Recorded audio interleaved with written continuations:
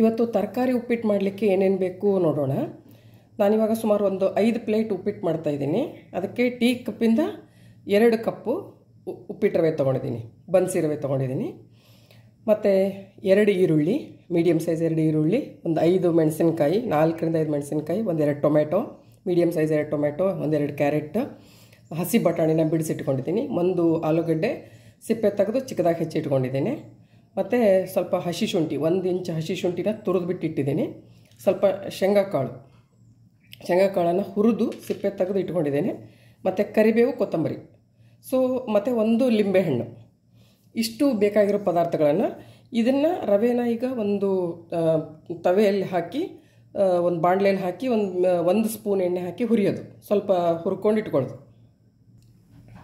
1 spoon ಎಣ್ಣೆ ಹಾಕಿ ರವೆ ಹಾಕಿ ಹುರಿಯೋದು.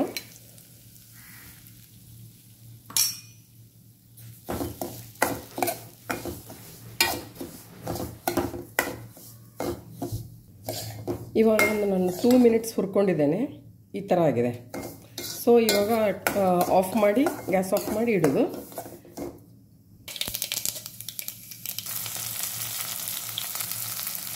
ಈಗ ಶೇಂಗಾ ಬೀಜ ಮತ್ತು ಕರಿಬೇವು, ಸ್ವಲ್ಪ ಹಸಿ ಶುಂಠಿ,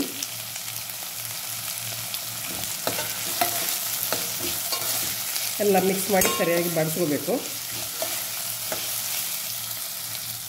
ಇವಾಗ ಇಷ್ಟಾದಮೇಲೆ ನಾನು ಬೇರೆ ತರಕಾರಿನ ಸೇರಿಸ್ಕೊತಾ ಇದ್ದೀನಿ. ಅಂದರೆ ಟೊಮೆಟೊ ಎಲ್ಲ ಮುಂಚೆನೇ ಸೇರಿಸ್ಕೊಂಬಿಟ್ರೆ ಈರುಳ್ಳಿ ಅಷ್ಟು ಸರಿ ಬೇಯೋಲ್ಲ. ಹಾಗೆ ನಾನು ಈಗ ಎಲ್ಲ ಬೇರೆ ತರಕಾರಿನೂ ಸೇರಿಸ್ಕೊತೇನೆ. ಈಗ ಬೇರೆ ಉಳಿದಿರೋ ತರಕಾರಿ ಎಲ್ಲ ಸೇರಿಸ್ಕೊಂಡಿದ್ದೇನೆ. ನಾನು ಇದರಲ್ಲಿ ಬೀನ್ಸ್ ಇರಲಿಲ್ಲ, ಬೀನ್ಸ್ ಕೂಡ ಹಾಕ್ಕೋಬೋದು.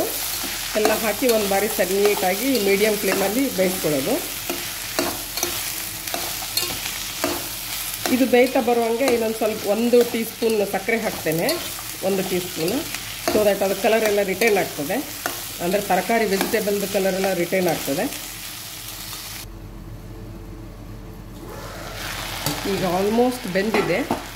ಇದಕ್ಕೆ ನಾನು 1 ರವೆಗೆ 1 ಮೆಜರ್ಮೆಂಟಿಗೆ 2.5 ಮೆಜರ್ಮೆಂಟ್ ನೀರು. ಫಾರ್ ಎಕ್ಸಾಂಪಲ್ ನಾನು 1 ಕಪ್ ಟೀ ಕಪ್ಪಿಂದ 1 ತೊಗೊಂಡಿದ್ದೆ ರವೆನ. 1 ಕಪ್ಪಿಗೆ 2.5 ನೀರು. 2 ಕಪ್ ಟೀ ರವೆಗೆ 2.5 ಕಪ್ ನೀರು ಹಾಕಿ ನಾನು ಕುದಿಸ್ತೇನೆ. ಇವಾಗ ಇದರಲ್ಲಿ ನಾನು ಸ್ವಲ್ಪ ರುಚಿಗೆ ಬೇಕಾದಷ್ಟು ಉಪ್ಪು ಮತ್ತು ಕೊತ್ತಂಬರಿ ಸೊಪ್ಪು 2 ಮಿಕ್ಸ್ ಮಾಡೋದು.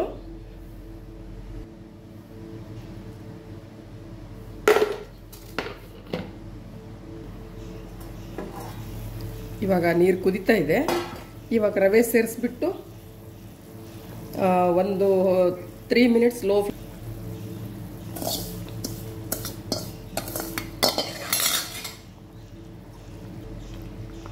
ಒಂದು ಸರಿ ಮಿಕ್ಸ್ ಮಾಡಿ ಒಂದು 3 to 4 ಮಿನಿಟ್ಸ್ ಮೀಡಿಯಮ್ ಫ್ಲೇಮ್ದಲ್ಲಿ ಅಥವಾ ಲೋ ಫ್ಲೇಮ್ದಲ್ಲಿ ಇಟ್ಟು ಬೇಯಿಸೋದು. ಲಾಸ್ಟಿಗೆ ಇಳಿಸೋಗಿಂತ ಸ್ವಲ್ಪ ಮುಂಚೆ ಒಂದು ಅರ್ಧ ಮುಕ್ಕಾಲು ನಿಂಬೆಹಣ್ಣು ಹಿಂಡಿ ಇಳಿಸ್ಬಿಡು, ಮಿಕ್ಸ್ ಮಾಡಿಬಿಡೋದು ಅಷ್ಟೇ.